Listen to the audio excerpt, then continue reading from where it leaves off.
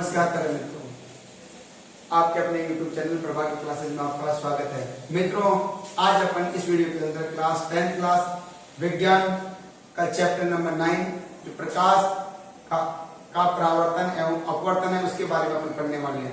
मित्रों, परावर्तन और अपवर्तन में क्या होता है, सबसे पहले इसके बारे में बताना चाहूंगा कि देखिए, सुनो ध्यान से। तो परावर्तन क्या होता है कि जब प्रकाश की किरण यानी रे, जब प्रकाश की किरण किसी अपारदर्शी वस्तु से टकराती है तो टकराने के पश्चात वापस वो उसी माध्यम में लौट जाती है। इस घटना को प्रकाश का परावर्तन कहते हैं। अब प्रकाश का परावर्तन हो गया, अब प्रकाश के परावर्तन कैसे हुआ इसको जानने के लिए बने रहिए इस वीडियो के अंदर। और इसके अंदर अपन प्रतिबिंब निर्माण कैसे होता है, दर्पणों के प्रतिबिंब निर्माण इस वीडियो के अंदर करने वाले हैं। और एक और वीडियो बनाएंगे जिसके अंदर हम लेंसों के कैसे अपवर्तन होता है उनमें और कैसे उनका प्रतिबिंब बनता है और ये देखेंगे। तो बिना देरी किए चलते हैं इस चैप्टर के अंदर क्या क्या इंपॉर्टेंट चीजें जो अपन को पढ़ना है और बोर्ड की दृष्टि से हमें कैसे पढ़ना है इसके बारे में मैं बताऊंगा और कैसे क्वेश्चन बनते हैं। बने रहिए बेटा, चलते हैं देखो इस वीडियो के अंदर। अब इस वीडियो के अंदर अपन कौन कौन सी बातें सीखने को मिलेगी। नंबर 1, सबसे पहली बात आती है प्रकाश। अब प्रकाश क्या है, सबसे पहली बात आती है प्रकाश, यानी अंग्रेजी में कहते हैं लाइट, LIGHT, लाइट। अब लाइट क्या है, लाइट कैसे क्या होती है, आपने देख रहे होंगे अभी कि चारों तरफ लाइट लगी हुई है तो मेरा अच्छे से मैं आपके सामने प्रस्तुत और दिख रहा हूँ। अगर मान लो लाइट नहीं होती तो मैं आपके सामने सही ढंग से दिखाई नहीं देता। तो यही तो लाइट है, यही तो प्रकाश है कि बेटा जिससे हमें वस्तुएं दिखाई देती है, कि वह अवयव जिससे हमें वस्तुएं दिखाई देती है क्या कहलाता है, प्रकाश कहलाता है। प्रकाश की डेफिनेशन आगे आप लिख सकते हो रोक रोक के। उसके बाद में आती है कि सर प्रकाश हो गया, फिर बात आती है कि प्रकाश का बाद में आती है किरण। क्या आती है बेटा, किरण। यानी किरण क्या होती है, अब किरण के बारे में अपन देखेंगे। किरण यानी अंग्रेजी में कहते हैं रेज। किरण क्या होती है, रेज क्या होती है, कहां समझिए। किरण, किरण क्या होती है कि प्रकाश का एक छोटा सा भाग होता है, प्रकाश का छोटा सा भाग होता है जो किसी अपारदर्शी वस्तु से टकराकर क्या बनाता है, छाया बनाता है। उसे क्या कहा जाता है, किरण कहा जाता है। कि प्रकाश का छोटा सा भाग जो किसी अपारदर्शी वस्तु से टकराकर छाया बनाता है उसे क्या कहा जाता है, किरण कहा जाता है। फिर बात आती है प्रकाश का वेग क्या होता है, प्रकाश का वेग, प्रकाश का वेग क्या होता है, तो प्रकाश का वेग होता है 3.0 × 10⁸ मीटर प्रति सेकंड होता है। क्या होता है, 3.0 × 10⁸ मीटर सेकंड होता है। अगर इसको अपन किलोमीटर में बदले तो क्या हो जाएगा, किलोमीटर में बदलने पर 3.0 × 10⁸, तो 8 जीरो लगा दीजिए। 1 2 3 4 5 6 7 और 8 बटा में कितना लगा देंगे, 1000, क्योंकि मीटर को किलोमीटर में बदलेंगे 1000 दबा दीजिए। 2 जीरो से 3 जीरो से 3 जीरो के बताइए क्या आएगा हमारे पास में, 3 1 3, 1 2 3 4 5, 1 2 3 4 और 5 लगभग किलोमीटर प्रति सेकंड। यानी कि क्या हो गया, 3 लाख, कितना हो गया, 3 लाख किलोमीटर प्रति सेकंड हो गया प्रकाश का वेग। इतना सारा प्रकाश का वेग होता है जिसके कारण में प्रकाश हमें दिखाई नहीं देता, क्योंकि जितना ज्यादा वेग होता है वो वस्तु दिखाई देना बंद हो जाती है। बात समझ में आई, अगर आई तो बिना देरी किए लाइक शेयर और सब्सक्राइब कीजिए और बेल आइकन को जरूर दबाना ना भूले, क्योंकि बेल आइकन से तो तुम्हारा बेनिफिट होगा मेरे मित्रों, क्योंकि बेल आइकन दबा रहेगा तो आपके पास में जल्दी जल्दी वीडियो पहुंचती रहेगी और ऐसे ही आपको इस YouTube चैनल पर बने रहना है। मैं आपको धन्यवाद देता हूँ और आपको डेफिनेटली वादा करता हूँ कि आप ये वीडियो देखते रहते हो तो आपको डेफिनेटली बोर्ड एग्जाम में 100% सफलता मिलने वाली है। आइए चलते हैं आगे की तरफ। फिर बात आती है प्रकाश का वेग। क्या आता है, प्रकाश का वेग हो गया। अब आता है प्रकाश का परावर्तन। प्रकाश का परावर्तन ध्यान से समझना। प्रकाश का परावर्तन क्या होता है, मान लेते हैं ये हमारे पास में क्या हो गया, एक समतल दर्पण हो गया। समतल दर्पण जानते हो, नहीं, कोई बात नहीं, मैं बताता हूँ। देखो समतल दर्पण क्या होता है, ध्यान से समझिए। समतल दर्पण कि ऐसा दर्पण जिसका परावर्तन पृष्ठ क्या हो, समतल हो। अब सर परावर्तन पृष्ठ क्या होता है, तो देखिए जिधर वाला भाग पेंट हो रहा है ना उसके विपरीत वाला भाग, ये वाला भाग है ना, ये क्या कहलाता है, परावर्तन पृष्ठ। क्या कहलाता है, परावर्तन पृष्ठ। क्या कहलाता है, परावर्तन पृष्ठ, है ना। और जिधर वाला भाग होता है वो कहलाता है रंगीन भाग, रंगीन भाग। अब ध्यान से समझो, और जब इसके पेंट कर दिया जाए तो ये कहलाता है अपारदर्शी वस्तु। क्या कहलाती है? अपारदर्शी वस्तु। अपारदर्शी वस्तु। और इस अपारदर्शी वस्तु को क्या कहा जाता है? दर्पण। क्या कहा जाता है? दर्पण कहा जाता है। अब सुनो ध्यान से कि जब प्रकाश की किरण क्या होती है? किसी अपारदर्शी वस्तु से टकराती है, तो टकराने के पश्चात वो वापस उसी माध्यम में लौट जाती है, इस घटना को क्या कहा जाता है? प्रकाश का परावर्तन कहा जाता है। बेटा अब आ जाओ आगे की तरफ। देखो तो आने वाली किरण को क्या कहा जाता है? इसको कहा जाता है आपतित किरण। क्या कहा जाता है? आपतित किरण। और वापस परावर्तन के पश्चात लौटने वाली किरण को क्या कहा जाता है? परावर्तित किरण। क्या कहा जाता है? परावर्तित किरण। ये हो गई परावर्तित किरण। और जहां पर आपतित किरण आकर टकराती है उस बिंदु को क्या कहा जाता है? परावर्तन बिंदु। क्या कहा जाता है? परावर्तन बिंदु कहा जाता है। और परावर्तन बिंदु हो गया। और परावर्तन बिंदु पर लंब डाल दिया जाए, ये क्या कहलाता है? अभिलंब कहलाता है मेरे मित्रों। क्या कहलाता है? अभिलंब कहलाता है। बात समझ में आई? दोबारा से करने रिवाइज करूं? करने की जरूरत है नहीं? तो चलो एक बार फिर रिवाइज करता हूं। देखो आने वाली किरण क्या कहलाती है? आपतित किरण। जब प्रकाश की किरण किसी अपारदर्शी वस्तु से टकराती है, तो टकराने के पश्चात वापस उसी माध्यम में लौट जाती है। इस घटना को क्या कहा जाता है? प्रकाश का परावर्तन। हो गया परावर्तन। अब आ जाओ, प्रकाश की किरण जिस बिंदु पर आकर टकरा रही है उसको कहते हैं परावर्तन बिंदु, और आने वाली किरण को कहते हैं आपतित किरण, और टकरा के लौटने वाली किरण को कहते हैं परावर्तित किरण, और परावर्तन बिंदु पर लंब डाल दिया कहलाता है अभिलंब। अब आ जाओ देखो, अब आपतित किरण और अभिलंब के बीच जो कोण बनेगा उसे कहा जाता है आपतन कोण। क्या कहा जाता है? आपतन कोण। क्या कहा जाता है? आपतन कोण। और परावर्तित किरण और अभिलंब के बीच जो कोण बनेगा उसे कहा जाता है परावर्तन कोण। क्या कहा जाता है? परावर्तन कोण। बोलो बात आगे समझ में? आगे बात समझ में? बोलो आपतित किरण और अभिलंब के बीच जो कोण बनेगा वो क्या कहलाएगा? आपतन कोण। और परावर्तित किरण और अभिलंब के बीच जो कोण बनेगा उसे कहा जाता है परावर्तन कोण। बिल्कुल बात आगे समझ में? अब सुनो परावर्तन के नियम। क्या होता है? परावर्तन के नियम। अब परावर्तन के कौन कौन से नियम होते हैं? देखिए परावर्तन के कौन कौन से नियम होते हैं? देखिए परावर्तन के हमारे पास में नियम कौन कौन से हैं? ध्यान से। तो पहली बात बताइए, सबसे पहले ये होती है आपतित किरण। कौन सी किरण होती है? आपतित किरण। ये कौन सी किरण होती है? परावर्तित किरण। और ये होता है अभिलंब। ठीक है, तीनों एक ही तल में होते हैं। बताइए क्या क्या? मैंने यहां लिख रहा हूं, थोड़ा सा आपको दिखाई नहीं दे रहा होगा, यहां पर यहां लिख देता हूं परावर्तन के नियम। परावर्तन के नियम। तो देखिए परावर्तन के नियम में अपन पढ़ने वाले हैं नंबर 1। पहले कौन सी किरण है? आपतित किरण। आपतित किरण। और दूसरी कौन सी किरण है? परावर्तित किरण। और तीसरी कौन सी है? तीसरा अपन कह सकते हैं परावर्तन पृष्ठ भी कह सकते हैं, अभिलंब भी कह सकते हैं। तो परावर्तन पृष्ठ ले लेते हैं, परावर्तन।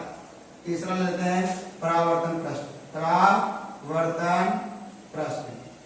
ये तीनों चीजें क्या होती है बेटा? 1, 2 और 3 क्या होते हैं? एक ही तल में होते हैं। उसके बाद दूसरी बात आती है, स्नेल का दूसरा नियम क्या कहता है? वो कहता है कि आपतन कोण बराबर परावर्तन कोण। तो पहला नियम हो गया। और दूसरा नियम क्या कहता है? आपतन कोण बराबर क्या होता है? परावर्तन कोण। यानी कि आपतन कोण जितना बढ़ेगा परावर्तन कोण का मान उतना ही बढ़ता जाएगा। तो आपतन कोण बराबर हो गया परावर्तन कोण। यानी कि मैं कहूं sin i बराबर क्या होता है? sin r। अगर इसको i मान लिया जाए तो इसको r कहेंगे, इसको i मान लिया जाए तो इसको r कहेंगे। पक्का? अब मैं देखना चाह रहा हूं आपको देखा कितनी बात मेरी समझ में आई। आपसे एक क्वेश्चन आपसे पूछना चाह रहा हूं, उसका आंसर आप कमेंट बॉक्स में जरूर कमेंट्स करें। ठीक है, देखिए एक क्वेश्चन आपके सामने आ रहा है, बहुत अच्छा बहुत शानदार क्वेश्चन आ रहा है। क्या आपको क्वेश्चन समझ में आया या नहीं आया? अगर आया हो तो आप लोग कमेंट बॉक्स में जरूर कमेंट्स कीजिए कि सर मेरे को समझ में आया या नहीं आया। देखिए बोर्ड में आने वाला छपने वाला प्रश्न क्या? प्रकाश का परावर्तन किसे कहते हैं? परावर्तन किसे कहते हैं? ये प्रश्न आ गया। और परावर्तन के नियम लिखिए। और परावर्तन के नियम लिखिए। ये प्रश्न छप चुका है बोर्ड एग्जाम में, मान लेते हैं। तो आप इसको कैसे आंसर लिखोगे ये आपको कमेंट बॉक्स में डालना है कि सर मैं इसका आंसर मेरे को आया या नहीं आया। अगर नहीं आया हो तो वीडियो को एक बार से बैक जाकर वापस उसको देख सकते हैं। अब एक और क्वेश्चन मैं आपको समझाने जा रहा हूँ। देखिए ये प्रश्न नंबर 1 और एक मान लेते हैं एक प्रश्न ऐसा आ गया आपके पास में, क्या यदि प्रकाश की आपतित किरण अपवर्तन पृष्ठ के साथ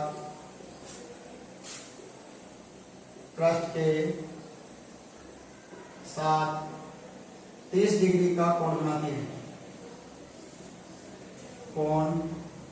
बनाती है 30 डिग्री का कोण बनाती है तो परावर्तन कोण का मान कितना होगा?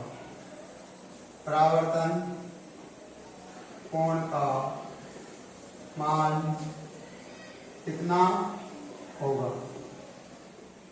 ये क्वेश्चन आपके सामने आ चुका है। अब कई बच्चे तो निकालना स्टार्ट कर देंगे। देखिए यदि प्रकाश की आपतित किरण क्या होती है? परावर्तन किरण बता रहा है। तो देखिए ये आपतित किरण हो गई और ये क्या हो गया? कलरफुल भाग हो गया।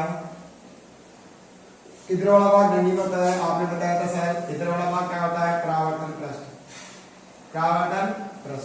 अब प्रश्न पढ़िए क्या कह रहा है। यदि प्रकाश की आपतित किरण, यह आपतित किरण अपवर्तन नहीं, यहाँ पर क्या लेते हैं? परावर्तन पृष्ठ। क्या लेते हैं? परावर्तन पृष्ठ।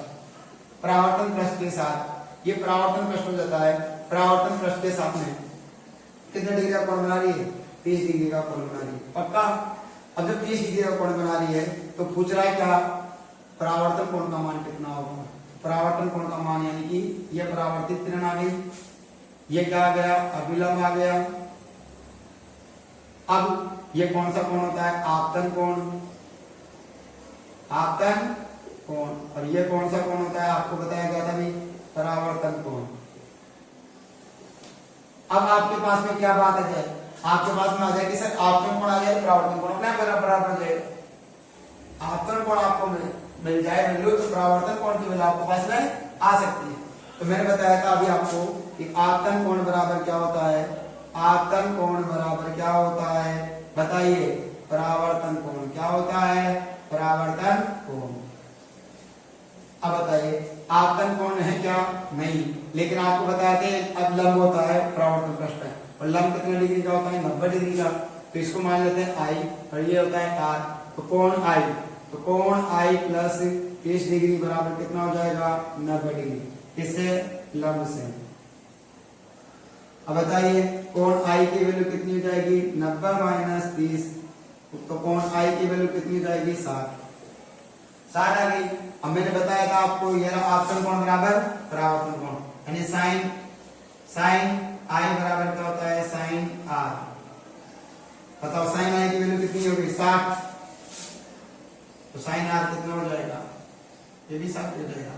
तो ये आंसर हो गया 60 डिग्री। कितना आसान से क्वेश्चन है, हाँ? जिसको बालकों को क्या है ऐसा लगता है सर कहां से क्वेश्चन आ गया, हाँ? क्योंकि कई सारे बालक गए और ये 30 डिग्री की भी 30 डिग्री होगा। नहीं मेरे मित्रों, ऐसे ही आपको कॉन्फिडेंस आएगा आप अगर प्रभाकर क्लासेस के चैनल को देखते रहते हैं। ठीक है, चलते हैं आगे की तरफ। अगला क्वेश्चन कैसा बनेगा देखो बोर्ड एग्जाम की दृष्टि से। अब आता है दर्पण। किसके बारे में पढ़ेंगे अपन? दर्पण के बारे में। सुनिए बात आती है दर्पण। अब दर्पण किसे कहेंगे? देखिए दर्पण क्या होता है? सबसे पहले बात होती है कि किसी पारदर्शी वस्तु के एक पृष्ठ पर उच्च कोटि का पॉलिश कर दिया जाए तो पॉलिश करने पर प्राप्त वस्तु क्या कहलाती है? दर्पण कहलाती है। दर्पण हो गया। अब दर्पण दो प्रकार के होते हैं, एक होते हैं गोलीय दर्पण और दूसरा होता है समतल दर्पण। आ जाइए, एक कौन सा दर्पण होता है? गोलीय दर्पण। गोलीय दर्पण और दूसरा कौन सा होता है? समतल दर्पण। समतल दर्पण। अब समझिए गोलीय दर्पण क्या होता है और समतल दर्पण क्या होता है। कि ऐसा दर्पण जिसका परावर्तन पृष्ठ कैसा हो? गोलीय हो। ऐसा दर्पण जिसका परावर्तन पृष्ठ कैसा हो? गोल, उसे गोलीय दर्पण कहा जाता है। और ऐसा दर्पण जिसका परावर्तन पृष्ठ कैसा हो? समतल हो, उसे क्या कहा जाता है? समतल दर्पण कहा जाता है। बात आगे समझें। अब गोलीय दर्पण कितने प्रकार के होते हैं? गोलीय दर्पण हमारे पास में होते हैं दो प्रकार के। एक होता है उत्तल दर्पण, उत्तल दर्पण, और एक होता है अवतल दर्पण, अवतल दर्पण। अब उत्तल दर्पण किसे कहेंगे और अवतल दर्पण किसे कहेंगे? कि ऐसा गोलीय दर्पण जिसका परावर्तन पृष्ठ कैसा हो? बीच में से उभरा हुआ हो। ऐसा गोलीय दर्पण जिसका परावर्तन पृष्ठ बीच में से उभरा हुआ हो, उसे क्या कहा जाएगा? उत्तल दर्पण कहा जाएगा।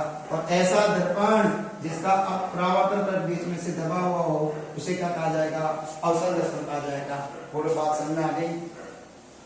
अगर आपको ऐसे ही वीडियो को देखते रहना है और आपको लिखना भी है तो इसकी प्लेलिस्ट में जाइए और वहां पर आपको लिखा हुआ भी मिल जाएगा विस्तार में, अगर आपको नोट्स बनाना है तो। लेकिन आपको क्या है, ये एक संक्षिप्त वीडियो है जिसमें आपका पूरा का पूरा रिवीजन कराया जा रहा है, और ताकि बच्चे को दोबारा रिवीजन कर सके अच्छे से इसके। अगर आपको वीडियो के नोट्स भी बनाना है और आपको लिखते भी रहना है तो पूरा का पूरा लिखा हुआ विज्ञान क्लास 10 की प्लेलिस्ट में जाइए और वहां से लिखना प्रारंभ कर सकते हैं।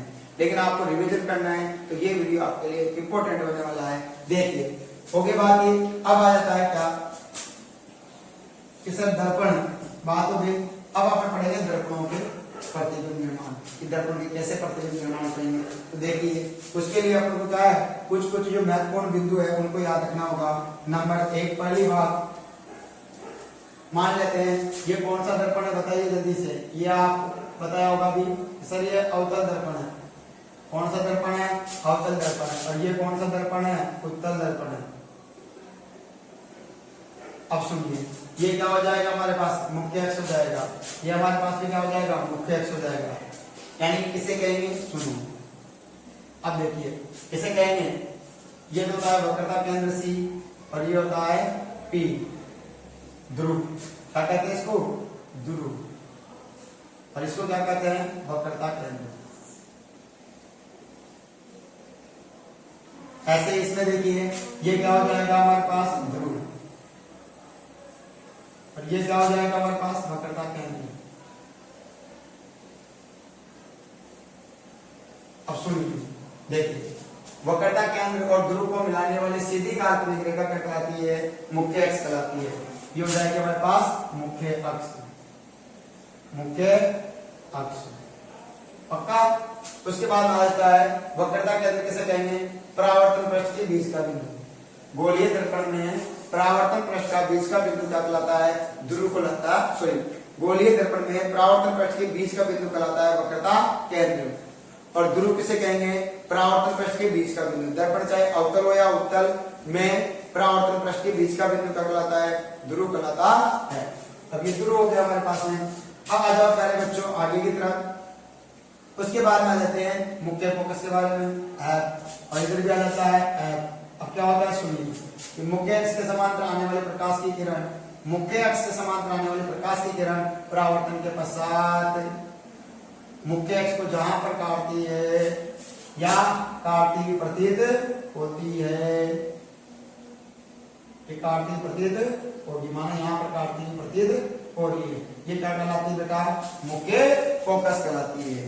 दोबारा से दर्पण चाहे अवतल हो या उत्तल में मुख्य अक्ष के समांतर आने वाले प्रकाश की किरण परावर्तन के पश्चात मुख्य अक्ष को जहां पर काटती है या काटती प्रतीत होती है उस प्रतिच्छेदी बिंदु को क्या कहा जाता है? मुख्य फोकस कहा जाता है। क्या कहा जाता है? मुख्य फोकस कहा जाता है। ये मुख्य फोकस हो गया। अब आ जाओ मुख्य फोकस से और ध्रुव के बीच की दूरी क्या कहलाती है? फोकस दूरी। क्या कहलाती है? फोकस दूरी कहलाती है।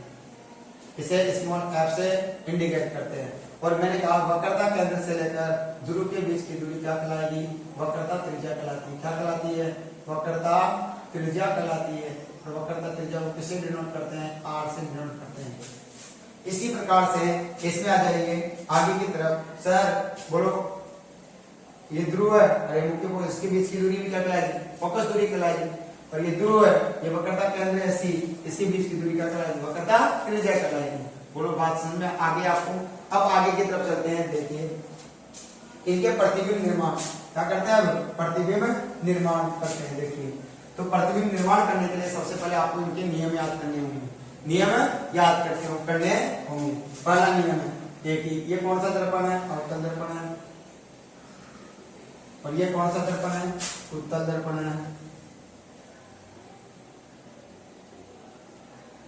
अब सुनिए, ये क्या हो जाएगा आपके पास? मुख्य अक्ष हो जाएगा। ये भी क्या हो जाएगा आपके पास? मुख्य अक्ष हो जाएगा। अब सुनना ध्यान से, बताओ इस बिंदु को क्या कहा जाएगा? P।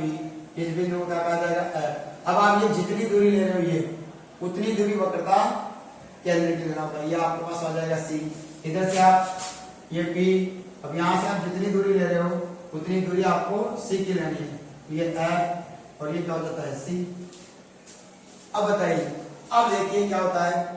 पहला नियम क्या कहता है कि मुख्य अक्ष के समांतर आने वाले प्रकाश की किरण परावर्तन के पश्चात मुख्य फोकस से गुजर जाती है, या मुख्य अक्ष के समांतर आने वाले प्रकाश की किरण परावर्तन के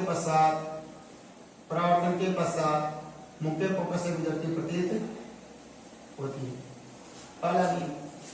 दूसरा नियम क्या कहते हैं? ध्यान से समझिए, चाहे दर्पण क्या हो, अवतल हो या उत्तल, अवतल हो या उत्तल, या अवतल हो या उत्तल, ये क्या आ जाएगा? मुख्य अक्ष आ जाएगा। ये भी क्या आ जाएगा आपके पास? मुख्य अक्ष आ जाएगा। उसके बाद में देखिए ध्यान से, ये क्या हो जाएगा? कोण हो जाएगा। यहाँ से ये आ जाएगा F, जितनी दूरी पर ये C, ये F। यहाँ पर भी हमारे पास ये P, जितनी दूरी पर F उतनी दूरी पर क्या रखोगे? C रखोगे। दूसरा इसका अपोजिट क्या हो जाएगा? दूसरा क्या है कि मुख्य फोकस से गुजरने वाले प्रकाश की किरण या मुख्य फोकस पर आपतित होने वाले प्रकाश की किरण, थोड़ा सा ऐसे लेते हैं। अब मेरे पास स्केल नहीं है, इसलिए आप तो स्केल से कैच लेना सीधा, ठीक है। तो दर्पण चाहे अवतल या उत्तल में मुख्य फोकस से गुजरने वाले प्रकाश की किरण या मुख्य फोकस पर आपतित होने वाले प्रकाश की किरण परावर्तन के पश्चात मुख्य अक्ष के समांतर निकल जाती है। मुख्य अक्ष के समांतर निकलेगी और ये भी मुख्य अक्ष के समांतर निकलेगी। नियम नंबर 3। नियम नंबर 3 क्या कहता है? दर्पण चाहे उत्तल हो या अवतल, ये हो गया अवतल और हो गया उत्तल। ये क्या हो जाएगा? मुख्य अक्ष। ये भी क्या हो जाएगा? मुख्य अक्ष।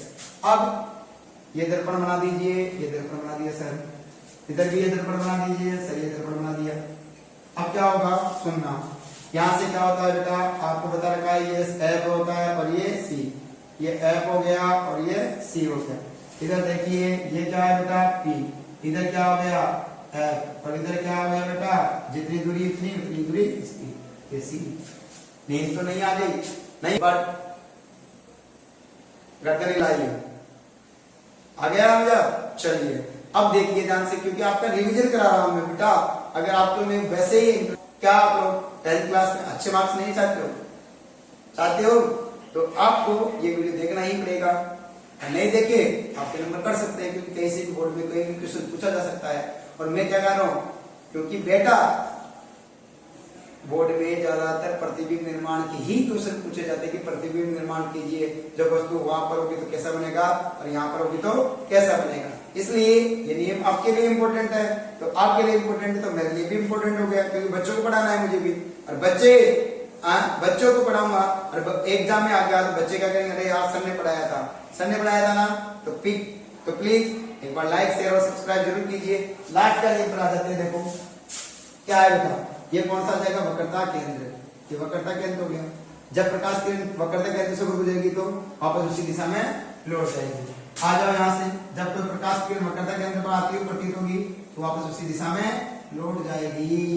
ये तीसरा नियम हो गया। अब लास्ट चौथा नियम पढ़ने जा रहे हैं, जो इंपॉर्टेंट होने वाला है। वो भी क्या है? ध्यान से समझना। चौथा नियम है, माना है दर्पण चाहे क्या होगा? अवतल हो गया उत्तल। ये कौन सा हो गया अवतल और ये कौन सा हो गया उत्तल। बताओ ये क्या है मुख्य अक्ष और ये भी क्या है मुख्य अक्ष। बताइए ये क्या हो जाएगा P, ये क्या हो जाएगा F, ये क्या हो जाएगा आपके पास C, इधर भी देखिए ये क्या हो जाएगा P, ये हो जाएगा F और ये हो जाएगा C। अब बेटा क्या होगा यहाँ से प्रकाश किरण आएगी आते हुए क्या होगी कोल पर आपतित होगी और कोल के बाद में इसके विपरीत दिशा में निकल जाएगी। जितना ये कोण बनता है उतना ही कोण ये बनता है यानी I बराबर क्या हो जाएगा R। आपने पढ़ा है ऐसे इसमें प्रकाश की किरण आएगी आते हुए टकराएगी टकराने के पश्चात क्या हो जाएगी इसके विपरीत दिशा में निकल जाएगी और जितना ये कोण बनाएगी I उतना ही कोण क्या बन जाएगा I बन जाएगा। पक्का यानी कि ये मुख्य अक्ष अभिलंब का कार्य करेगा। इस प्रकार से आपके चारों नियम आपने अच्छे प्रकार से समझ लिए और आगे के वीडियो देखने के लिए प्रभाकर चैनल की प्लेलिस्ट में जाइए और वहां से प्रतिबिंब निर्माण कैसे होता है उसको समझिए और अध्ययन कीजिए और खुद भी बनाइए साथ साथ में ताकि आपके अच्छे अंक आ सके। धन्यवाद। स्वागत करता हूं क्योंकि आपने ये वीडियो शांतिपूर्वक देखा। ऐसे ही आप देखते रहिए। बहुत बहुत धन्यवाद।